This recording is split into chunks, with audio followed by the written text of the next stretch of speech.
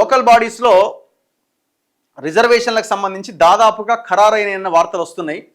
స్థానిక ఎన్నికల్లో బీసీలకి 42% రిజర్వేషన్ ఇచ్చేలాగా రూపొందిస్తున్నారట. కానీ అల్టిమేట్గా ఇది జీవో రావాలి. జీవో వస్తే ఎవరు కోర్టుకు వెళ్ళకపోతే, కోర్టు దాన్ని రద్దు చేయకపోతే ఆల్ హ్యాపీస్, అంత బాగానే జరుగుతుంది. కానీ ఈ మధ్యలో ఏమైనా జరిగితే మొదటికే మోసం అవుతుంది. రిజర్వేషన్ల జాబితా సిద్ధం. స్థానిక ఎన్నికల్లో బీసీలకు 42%. నేటితో కసరత్తు పూర్తి.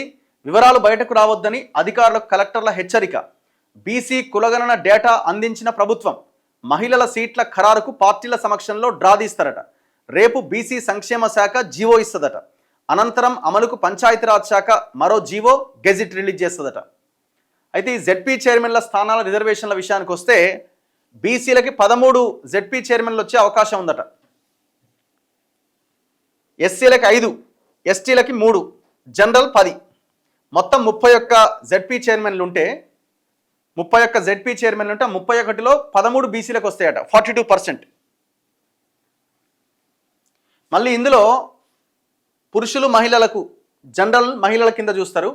7 జనరల్, 6 మహిళలు. ఏది ఈ 13లో అంటే ఆల్మోస్ట్ 50%. ఎస్సీల్లో మొత్తం 5లో 2 మహిళలకు ఇస్తున్నారు. ఎస్టీల్లో మొత్తం 3లో 1 మహిళలకి. జనరల్లో మొత్తం 10లో 5 మహిళలకి.